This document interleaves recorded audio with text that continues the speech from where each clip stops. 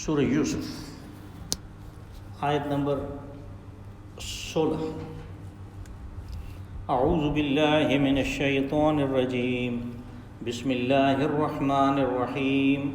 وجاءوا اباهم عشاء يبكون قالوا يا ابانا انا ذهبنا نستبق وتركنا يوسف عند متاعنا فاكله الذئب وما انت بمؤمن لنا ولو كنا صادقين وجاءوا على قميصه بدم كذب قال بل سولت لكم انفسكم امرا فصبر جمیل واللہ المستعان علی ما تصفون۔ وجاءت سیارة فأرسلوا واردهم فأدلى دلوه قال یا بشرى هذا غلام وأسروه بضاعة واللہ علیم بما يعملون۔ وشروه بثمن بخس دراهم معدودة وكانوا فيه من الزاهدين۔ وقال الذي اشتراه من مصر لامرأته أكرمي مثواه عسى أن ينفعنا أو نتخذه ولدا وكذلك مكنا ليوسف في الأرض ولنعلمه من تأويل الأحاديث والله غالب على أمره ولكن أكثر الناس لا يعلمون۔ صدق الله العظيم۔ وجاءوا اباهم عشاء يبكون، اور وہ آ گئے اپنے باپ کے پاس رات کے وقت روتے ہوئے۔ قالوا یا ابانا انا ذهبنا نستبق وتركنا يوسف عند متاعنا فاكله الذئب، کہنے لگے کہ ابا جان ہم ایک دوسرے کے ساتھ مقابلے میں دوڑ میں لگ گئے اور یوسف کو سامان کے پاس چھوڑا تو اتنے میں بھیڑیا آیا اور اسے کھا گیا۔ وما انت بمؤمن لنا ولو كنا صادقین، اور آپ تو ہماری بات پہ یقین کرنے والے نہیں ہیں اگرچہ ہم سچے ہی ہوں۔ وجاءوا على قمیصه بدم كذب، اور ساتھ میں وہ حضرت یوسف کی قمیص بھی کرتا بھی لائے تھے، اس کے اوپر جھوٹ موٹ کا کوئی خون لگا کے۔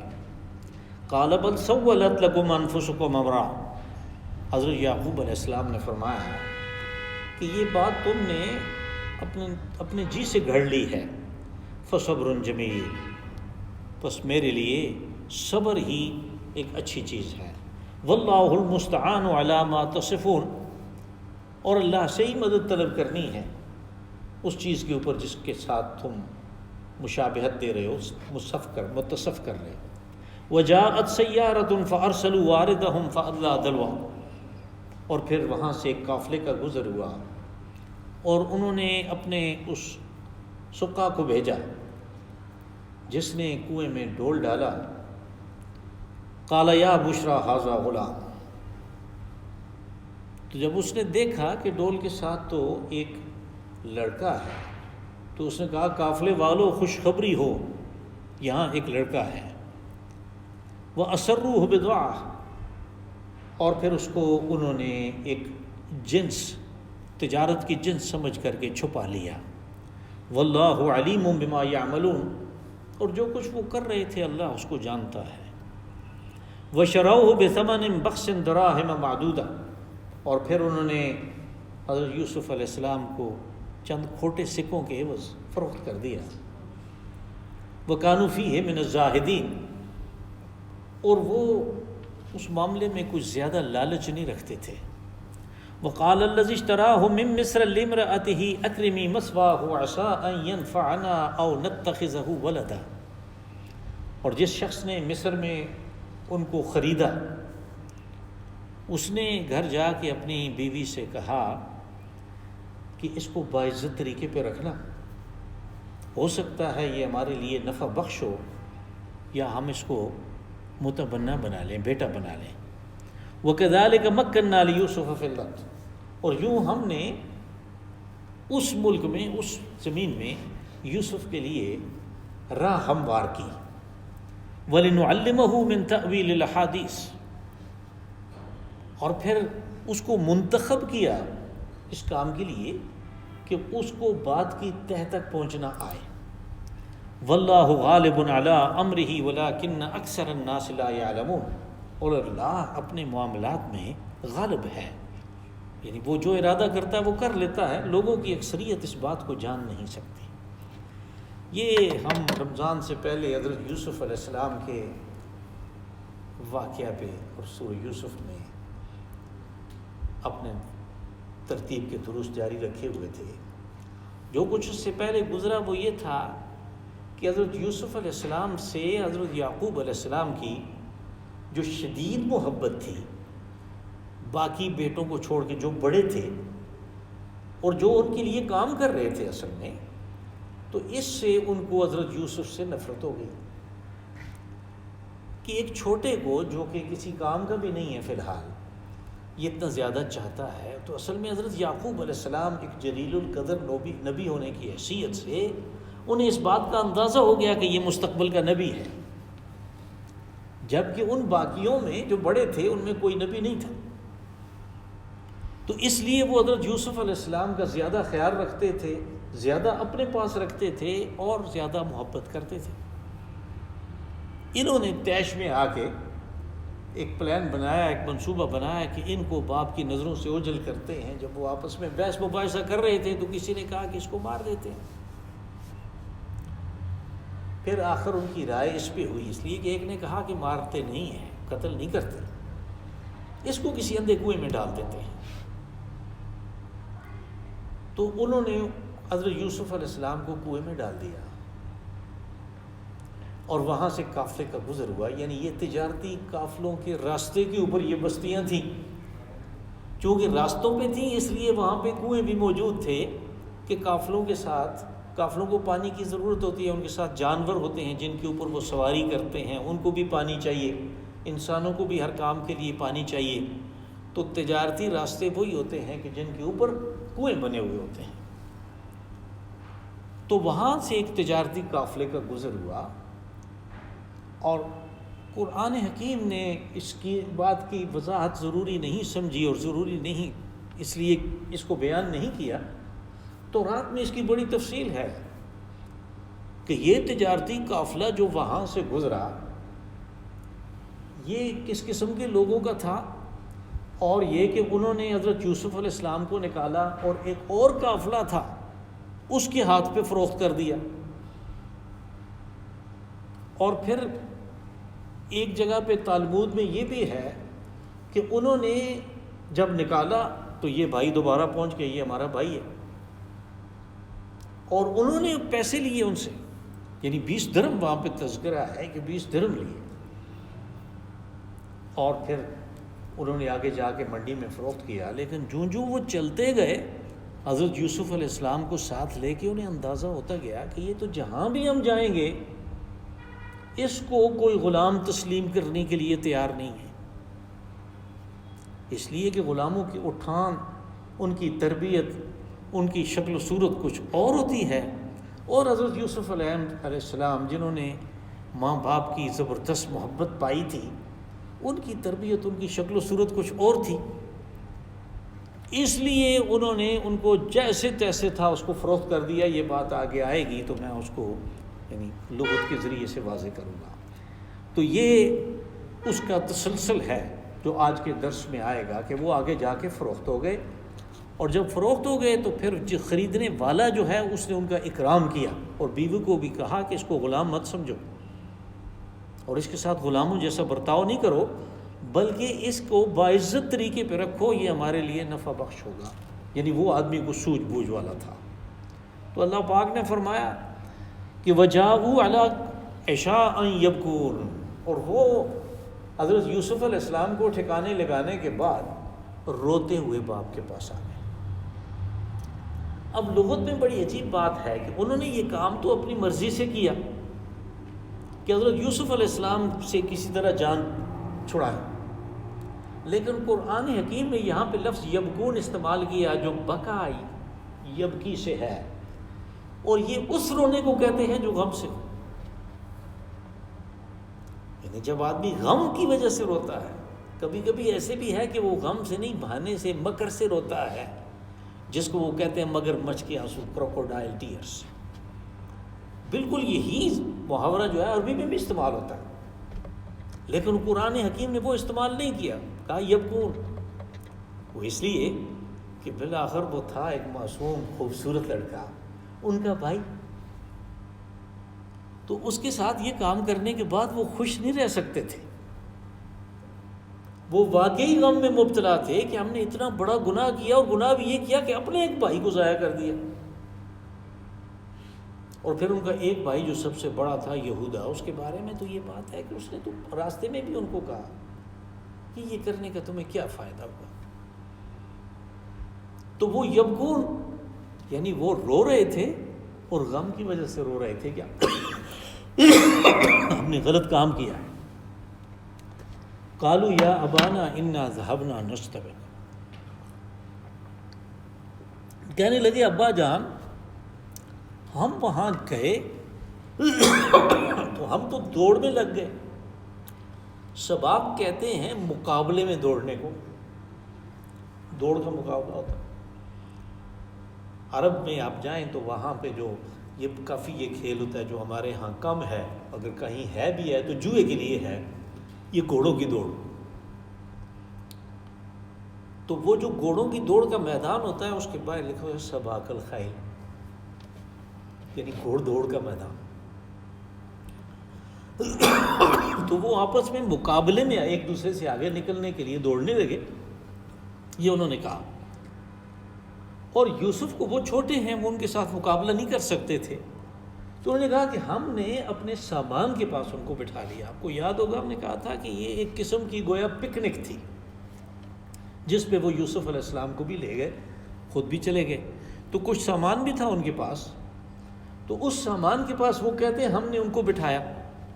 جب دوڑ سے فارغ ہو کے آئے تو کیا دیکھا کہ فَأَكَلَهُ الذِّئْبُ، اس کو بھیڑیا کھا گیا. ذئب کہتے ہیں وہ جو جنگلی قسم کے کتے ہوتے ہیں، وولف، بھیڑیا، جو کہ چھوٹے جانوروں کو جیسے بکری ہو، بکری کا کوئی بچہ مل جائے وہ 3-4 مل کے بڑی بکری کا بھی شکار کر لیتے ہیں، پھر اس کو کھاتے ہیں. تو ان کو کہتے ہیں ذئب، کہ اس کو بھیڑیا کھا گیا. معلوم ہوتا ہے کہ اس علاقے میں بھیڑیے بھی تھے، اس لیے کہ انہوں نے کوئی ایسی بات کی جس سے حضرت یعقوب علیہ السلام واقف ہوں. وَمَا أَنْتَ بِمُؤْمِنٍ لَنَا وَلَوْ كُنَّا صَادِقِينَ. اور چونکہ یعنی یہ کوئی یک بارگی نہیں ہوا کہ آنے واحد میں انہوں نے مشورہ کیا اور انہوں نے کہا کہ یوسف کو ادھر ادھر کرتے ہیں. اس سے پہلے بھی ان کے کچھ اس قسم کی باتیں، اس قسم کی حرکتیں ہوں گی جس سے حضرت یعقوب علیہ السلام کو پہلے سے اندازہ تھا کہ یہ یوسف کے ساتھ ضد کرتے ہیں. اس لیے انہوں نے کہا کہ ہم اگرچہ اپنے قول میں سچے ہوں پھر بھی آپ تو ہماری بات کو ماننے والے نہیں ہیں. وما انت بمؤمن لنا، مومن کہتے ہیں یقین کرنے کو. ایمان اور یقین ایک ہی قسم کی چیز ہے، جو یقین کر لے وہ مومن ہے. کہا کہ آپ ہماری بات پہ یقین کرنے والے نظر نہیں آتے اگرچہ ہم اپنی بات میں سچے ہی ہوں. وَجَاءُوا عَلَىٰ قَمِيصِهِ بِدَمٍ كَذِبٍ، اور پھر ثبوت کے طور پہ حضرت یوسف علیہ السلام کے کرتے پہ وہ جھوٹ موٹ کا خون بھی لگا لا. دمن کذب، کاذب کہتے ہیں جھوٹے کو، تو دمن کذب ہوگا یعنی جھوٹ موٹ کا خون. جو یعنی کہا کہ یہ یوسف علیہ السلام کا کرتا ہے جس کو بھیڑیا کھا گیا تو اس کا ظاہر ہے خون اس کا نکلا، یہ خون کسی اور جانور کو ذبح کر کے اس کا خون لگا کے لے آئے. اس لیے قرآن پاک نے کہا کہ وہ جھوٹ موٹ کا خون تھا. قال بل سولت لکم انفسکم امرا، حضرت یعقوب علیہ السلام نے فرمایا کہ یہ تم نے اپنے جی سے ایک بات گڑھ لی. سولا، کوئی ایسی بری چیز کہ جس کو کسی طریقے پہ خوشنما بنا کے دکھایا جائے، اس کے لیے یہ لفظ استعمال ہوتا ہے. قرآن حکیم میں یہ لفظ شیطان جو آدمی کو برا کام کبھی اچھا بنا کے دکھاتا ہے کہ یہ وہ یعنی اس کو بتاتا ہے کہ یہ تو تم اس لیے کر رہے ہو کہ اس میں یہ بہتری ہے، حالانکہ وہ گناہ کا کام ہوتا ہے. تو اس کے لیے کہا کہ یعنی شیطان جو ہے زین لهم الشیطان اعمالهم سول لهم الشیطان اعمالهم، زینہ کے لیے مزین کر کے خوبصورت کر کے دکھانا، اس کے لیے یہ لفظ استعمال ہوتا ہے. تو حضرت یعقوب علیہ السلام نے فرمایا کہ یہ ایک بہترین قسم کا بہانہ جس پہ یقین آدمی کو کر لے، یہ تم نے اپنے پاس سے گھڑ لیا ہے۔ یعنی ایک نبی، ایک جلیل القدر نبی کے ساتھ اس قسم کی بات کر رہے ہیں، تو وہ تو اپنے وجدان سے، وحی کے ذریعے سے ساری بات کو جانتے ہیں، اس لیے وہ کہتے ہیں سولت لکم انفسکم امرا، یہ تم نے اپنے پاس سے ایک بات گھڑ لی ہے، ایک خوبصورت سا بہانہ تراش لیا ہے۔ فصبر جمیل، یہ جو صبر جمیل ہے، آپ دیکھیں اس میں کوئی فعل نہیں ہے، تو بظاہر فعل کے بغیر تو فقرہ نہیں بنتا، لیکن یہاں پہ آگے پیچھے دونوں وقف ہے، یعنی معلوم ہوا کہ یہ کوئی خاص فقرہ ہے۔ اس میں اصل میں یہ مبتدا بھی ہو سکتا ہے اس خبر کا کہ جو یعنی غائب ہے یہاں سے، اور ہم اس کو اپنے قرینہ سے تلاش کر سکتے ہیں، اور یہ خبر بھی ہو سکتی ہے اس مبتدا کا کہ جو یہاں پہ موجود نہیں ہے۔ یعنی کہا فصبر جمیل، یعنی میرے لیے تو صبر کر لینا ہی سب سے خوبصورت بات ہے۔ پہلی صورت میں یہ ترجمہ ہوگا، دوسری صورت میں یہ ہوگا کہ اچھی طرح صبر کرنا ہی ٹھیک ہے۔ یعنی ایک تو صبر یہ ہے کہ آدمی صبر کرتا ہے اس لیے کہ کر کچھ نہیں سکتا، لیکن اس کے اندر ایک شکایت کا پہلو، ایک جزع و فزع، گلہ اور استغاثہ اور فریاد وغیرہ شامل ہوتی ہے، تو یہ صبر جمیل نہیں ہے۔ صبر جمیل وہ ہے کہ جس میں کوئی جزع و فزع، جس میں کوئی شکایت، کوئی استغاثہ، کوئی اس قسم کی فریاد، کوئی نوحہ، وہ نہیں ہوتا۔ تو کہا کہ میں اچھے صبر جو ہے وہی میرے لیے بہتر ہے۔ واللہ المستعان علی ما تصفون، کہا تم جو باتیں بیان کر رہے ہو ان کے خلاف میں اس اللہ سے مدد طلب کرتا ہوں کہ جو ہر معاملے میں مدد کرتا ہے۔ مستعان، ہم کہتے ہیں ایاک نعبد و ایاک نستعین، ہم تیری ہی عبادت کرتے ہیں اور تجھ ہی سے مدد طلب کرتے ہیں۔ تو یہاں سے مفعول ہوا مستعان، وہ جس سے مدد طلب کی جائے، یہاں پہ یہ مفعول کے طور پہ استعمال ہوا اللہ۔ وجاءت سیارۃ فارسلوا واردہم فادلی دلوہ، پھر وہاں سے ایک قافلے کا گزر ہوا، ایک قافلہ آ گیا۔ آپ نے دیکھا کہ پہلے جاؤ، جاء، یہاں پہ جاءت ہے، اس لیے کہ سیارہ، قافلہ جو ہے وہ مؤنث کے طور پہ استعمال ہو رہا ہے، اور اس کے ساتھ جو لگی ہوئی تائے تانیث ہے وہ بتاتی ہے کہ یہ مؤنث ہے۔ عربی زبان میں قافلہ مؤنث ہوگا، جبکہ ہم کہیں گے تو کہیں گے قافلہ آ رہا ہے، قافلہ جا رہا ہے، یعنی اس کو مذکر کے طور پہ استعمال کرتے ہیں۔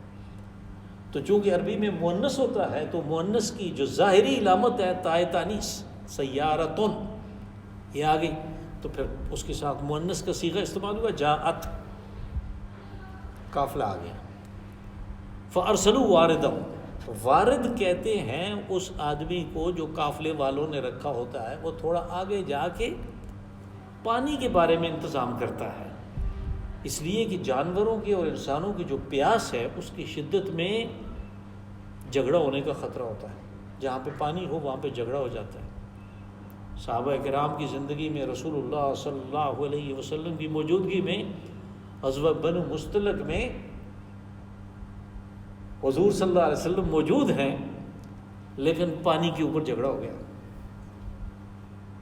اور وہ بات بہت بڑھ جاتی مہاجرین اور انصار کے درمیان۔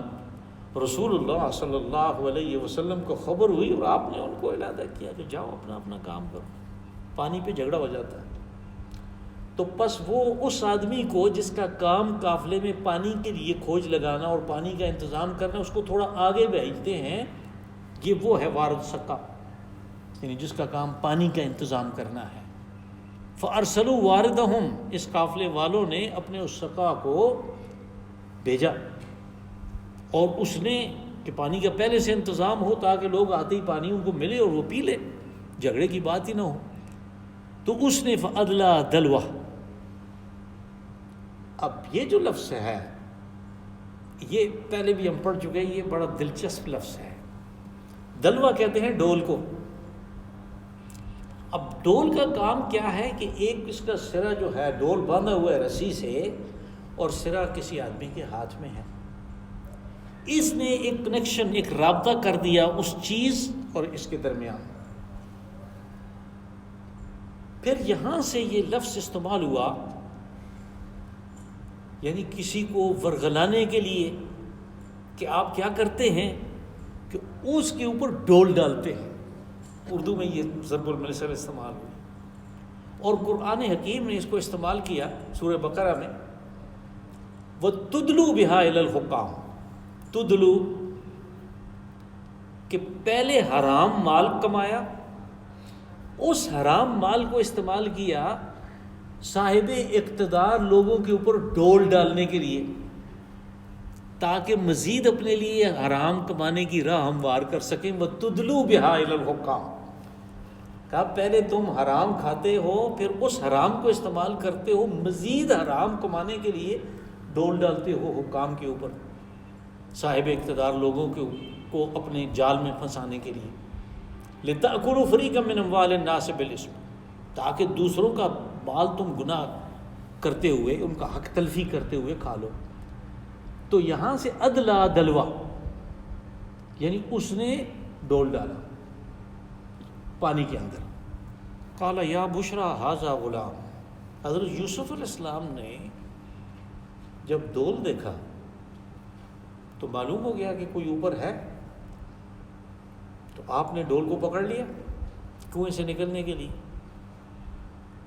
تو جب یہ بات ہوئی، اس آدمی نے دیکھا تو اس نے کہا کہ یا بشرا ھذا غلام، کہیں قافلے والے قریب ہی پہنچے ہوئے تھے، تو اس نے ان کو کہا کہ خوشخبری ہو، بشرا ھذا غلام، یعنی پانی کے بجائے ہمیں لڑکا مل گیا، غلام لڑکے کو کہتے ہیں۔ وَأَسَرُّوهُ بِضَاعَةً، اور انہوں نے اس کو ایک کماڈیٹی سمجھ گئے، بضاعہ یعنی اس کو ایک جنس، تجارت کی چیز سمجھ کے چھپا لیا، اس لیے کہ انہیں پتہ ہی ہمارا تو ہے نہیں ہے، تو دوسرا کوئی آئے گا جن سے یہ بچھڑ گیا ہے، وہ آئیں گے تو وہ ہم سے لے لیں گے، تو یہ تو ایک جنس ہے قابل فروخت۔ اس زمانے میں غلاموں کا کاروبار ہوتا تھا، تو کہا کہ اس کو چھپا لیا، وَأَسَرُّوهُ بِضَاعَةً، ایک کماڈیٹی سمجھ کے، ایک قابل فروخت چیز سمجھ کے اس کو چھپا لیا۔ وَاللَّهُ عَلِيمٌ بِمَا يَعْمَلُونَ، کہ جو قافلے والے کر رہے تھے اللہ تو اس سے واقف ہے، اللہ تو جانتا ہے اس کو کہ وہ کیا کر رہے تھے۔ وَشَرَوْهُ بِثَمَنٍ بَخْسٍ دَرَاهِمَ مَعْدُودَةٍ، اور پھر اس قافلے والوں نے اس کو چند کھوٹے، بخش کھوٹے سکوں کے عوض، کھوٹا اس لیے کہا کہ جس جگہ فروخت کیا وہاں پہ اور سکہ چلتا تھا، اور یہ انہوں نے واپس جہاں پہ جانا تھا وہاں پہ تو یہ سکہ جو لے کر آئے تھے اس کو بیچ کے وہ نہیں چلتا تھا، اس لیے اس کو کھوٹا کہا۔ یعنی مصری سکہ انہوں نے وصول کیا، مصر میں جا کے فروخت کیا، تو مصری سکہ کنعان میں واپس آ کے وہ لگانا چاہیں تو نہیں لگ سکتا، اس لیے وہ کھوٹا ہے۔ کہا چند کھوٹے سکوں کے عوض، جس کو تورات نے 20 درہم کہا، تلمود نے اس کو 10 درہم کہا، کہ اس کے عوض فروخت کر دیا۔ وَكَانُوا فِيهِ مِنَ الزَّاهِدِينَ، یہ بات تھی جس کا میں نے شروع میں تذکرہ کیا تھا کہ یہ قافلے والے پہلے تو اس کو ایک کماڈیٹی سمجھ کے، ایک قابل فروخت جنس سمجھ کے چھپا لیا، لیکن یہاں پہ کہا کہ اس کے معاملے میں وہ بے رغبت تھے، زاہدین، زاہد کہتے ہیں اس کو کہ جس کو کوئی لالچ نہیں، ہم کہتے ہیں نا یہ بڑا زاہد ہے، بڑا پرہیزگار، یعنی دنیا سے بے رغبتی اور لالچ کا نہ ہونا، یہ اس کی صفت ہے، اس کو زاہد کہتے ہیں۔ اور زاہدین اصل میں لغت میں یہ لفظ یہاں پہ استعمال ہوا کہ انہوں نے اس کی وجہ سے پیسے کمانے کی کوئی لالچ اور کوئی رغبت نہیں رہی، اس کی وجہ یہ تھی کہ انہیں اندازہ ہو گیا کہ یہ غلام تو ہے نہیں ہے، تو ہم پکڑے جائیں گے اور لینے کے دینے پڑ جائیں گے کہ کسی کا لڑکا اغوا کر لیا ہے، تو جو بھی ملا وہ دے دی، تو انہوں نے لیا اور واپس چلتے گئے۔ اس معاملے میں یعنی اس سے رقم وصول کرنے کے معاملے میں وہ لالچ ان کے اندر سے ختم ہو گئی تھی، وہ اس سے بھی جان چھڑانا چاہتے تھے۔ وقال الذی اشتراہ من مصر لامرأتہ اکرمی مثواہ، اور جس شخص نے خریدا، تو رات میں اس کا نام توفیطار آیا ہے، اور یہ شخص اس کی یعنی جو بادشاہ وقت تھا اس کی جو باڈی گارڈ کا دستہ تھا اس کا کمانڈر تھا۔ اور تالمود میں اس کو کہا کہ اس کے پاس خزانے کے اوپر تصرف کا اختیار بھی تھا۔ قرآن حکیم نے اس کو یہاں پہ تو نہیں، بعد میں آگے جا کے اس کو کہا عزیز مصر، یعنی یہ کوئی بہت اچھا قسم کا عہدہ تھا لیکن بادشاہ کے ماتحتی تھا۔ اب اس کو وہ جو توفیطار ہے، یہ جو عزیز مصر جس کو کہا، اس نے خرید لیا حضرت یوسف علیہ السلام کو۔ جب اپنے گھر لے گیا تو اس کو بھی اندازہ ہو گیا کہ یہ تو کوئی غلام اور اس قسم کا لڑکا نہیں ہے کہ جس سے ہم فضول قسم کی اور اس قسم کے کام لیں۔ تو کہا کہ اکرمی مثواہ، اس کا ٹھکانہ جو ہے وہ باعزت ہو۔ اپنی بیوی سے اس نے کہا، اس بیوی کا نام تالمود میں زلیخا ہے، قرآن حکیم نے اس کا نام نہیں بتایا۔ اور پھر وہیں سے وہ روایت چلی پتہ نہیں کہیں سے، اور اسرائیلی روایت جو ہمارے ہاں مشہور ہو گئی کہ بعد کے زمانے میں حضرت یوسف علیہ السلام کی اس سے شادی ہوئی، یہ بات بالکل غلط ہے۔ قرآن حکیم میں سورۃ نور میں وضاحت کی ہے کہ الخبیثات للخبیثین والخبیثون للخبیثات۔ ایک ایسی عورت جو گھر میں رہائش پذیر ایک لڑکے کو خود بخود، جیسے آگے آئے گی بات، یعنی اپنی طرف سے گناہ کی دعوت دے رہی ہے، وہ خبیثہ ہے۔ اور قرآن حکیم میں وضاحت کی کہ اس قسم کی خبیث جو ہیں وہ خبیث مردوں کے پاس جاتی ہیں۔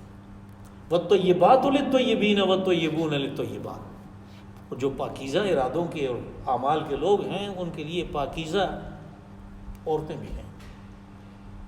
تو اس لیے وہ روایت جو ہے وہ قطعی طور پہ غلط ہوگی۔ کہا کہ اس کو کہا کہ اس کو باعزت طریقے پہ رکھو، اس کا ٹھکانہ باعزت ہونا چاہیے۔ عسیٰ ان ینفعنا او نتخذہ ولدا، ہو سکتا ہے، عسیٰ ہو سکتا ہے کہ یہ ہمارے لیے نفع بخش ہو، ہمیں نفع دے، یا ہم اس کو بیٹا بنا لیں۔ تو وہ یعنی اس بات سے معلوم ہوتا ہے کہ ان کے ہاں اولاد نہیں تھی، اس وقت تک کم از کم اولاد نہیں تھی، اس لیے اس کو بیٹا بنانا، یعنی متبنہ کو جو اصل میں صلبی بیٹا نہ ہو لیکن آپ اس کو بیٹا بنا لیں کسی کو، تو اس کو کہتے ہیں متبنہ، جس کو ہم لے پالک بھی کہتے ہیں۔ تو اس کو بیٹا بنا لیا، کہا ہم اس کو بیٹا بنا لیں۔ وَكَذَلِكَ مَكَّنَّا لِيُوسُفَ فِي الْأَرْضِ، اللہ پاک نے فرمایا کہ یوں ہم نے یوسف کے لیے یعنی وہاں پہ جو اقتدار اس کو دینا تھا اس کے لیے راہ ہموار کر دی۔ مکنہ، تمکن کہتے ہیں اقتدار حاصل کرنے کو، ملکیت حاصل کرنے کو۔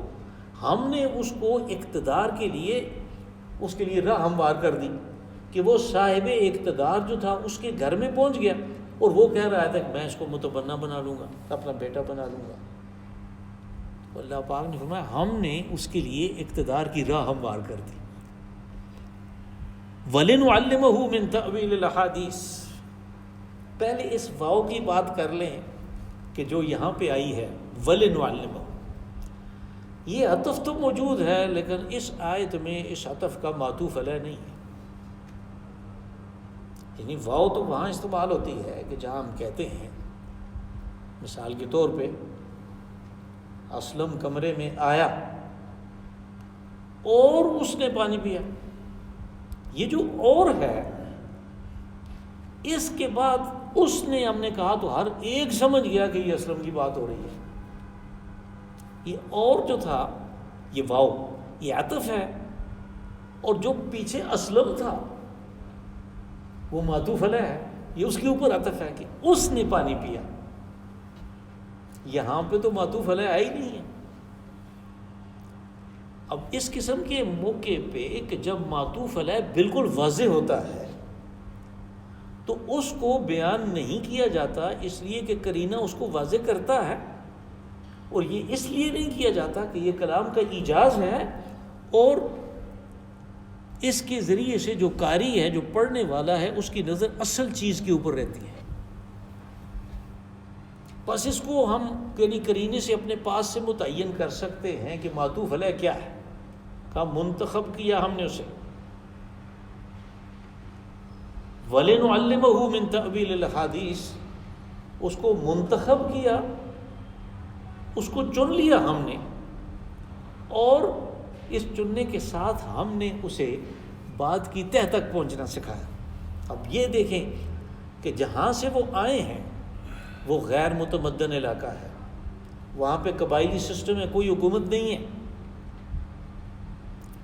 اور وہاں پہ کوئی تعلیم کا، کوئی اس چیز کا بندوبست نہیں ہے۔ حضرت یعقوب علیہ السلام بہت بوڑھے ہو گئے ہیں، اور حضرت یوسف علیہ السلام کی عمر بھی تھوڑی ہے، انہوں نے باپ کے ساتھ کوئی زیادہ وقت بھی نہیں گزارا کہ تربیت ہو، بس معلوم، اور پھر وہاں پہ پہنچ گئے ہیں کہ جہاں اس وقت کی دنیا کی متمدن ترین حکومت تھی۔ مصر میں اس وقت دنیا کی سب سے تہذیب یافتہ اور سب سے متمدن ترین حکومت تھی۔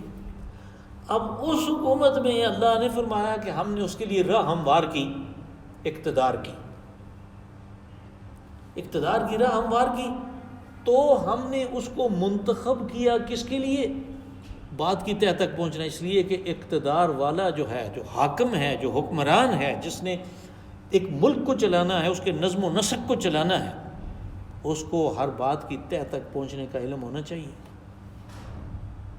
اگر اس کے پاس معلومات نہیں ہیں، وہ کسی بات کی تہ تک نہیں پہنچ سکتا، تو جیسے جو کہے گا ویسے ہی کو کرتا جائے گا، سننے ہر ایک کی بات کو سن لے گا، نہیں، وہ بات کی تہ تک پہنچے گا پہلے کہ اس کا اصل میں نتیجہ کیا نکلنا ہے۔ تو یہ کہا کہ وَلِنُعَلِّمَهُ مِن تَأْوِيلِ الْأَحَادِيثِ، یعنی ہم نے اس کو منتخب کیا، اور یہ انتخاب میں خاص طور پہ ترجمہ اس لیے کر رہا ہوں کہ سورہ آل عمران میں کہا ان اللہ اصطفیٰ آدم و نوحا و آل ابراہیم و آل عمران علی العالمین، کہ اللہ نے منتخب کر لیا، جو مختلف بتائے ان میں آل ابراہیم بھی ہے، اور یہ آل ابراہیم ہے۔ حضرت یوسف علیہ السلام حضرت ابراہیم علیہ السلام کے پڑپوتے ہیں، یعنی ابراہیم کے بیٹے اسحاق ہیں، اسحاق کے بیٹے یعقوب ہیں، یعقوب کے بیٹے یوسف علیہ السلام، آل ابراہیم ہیں۔ تو وہاں پہ منتخب کرنے کا، اصطفیٰ کا یہ لفظ آیا تھا، تو یہ لفظ یہاں پہ یعنی یہ معطوف علیہ نہیں ہے، اور وہ معطوف علیہ یہ ہے کہ وہ اس کو منتخب کر لیا ہم نے نبوت کے لیے، اور اس کو بات کی تہ تک پہنچنا سکھایا کہ ہم نے اسے اقتدار تک پہنچانا تھا، تو اس کے لیے یہ چیز ضروری ہے۔ یعنی ویسے ہی ہماری طرح نہیں ہے کہ اقتدار میں اس لیے آ گیا کہ اس نے ووٹ خرید لیے تھے، باقی پتہ ہی کچھ نہیں ہے کیا ہو رہا ہے اور کیا نہیں ہو رہا، ایسے نہیں ہے۔ واللہ غالب علی امرہ ولکن اکثر الناس لا یعلمون، کل کہا کہ اللہ نے جو کام کرنا ہوتا ہے، اس کا جس چیز کا ارادہ ہوتا ہے، وہ اپنے کام کو انجام تک پہنچاتا ہے، وہ اپنے امور کے اوپر غالب ہے، وہ کر لیتا ہے۔ لوگوں کو سمجھ نہیں آتی کہ یہ کیسے ہوگا کہ ایک بچے کو اس کے بھائیوں نے کنویں میں ڈال دیا، غلام بنا کے دوسروں نے فروخت کر دیا،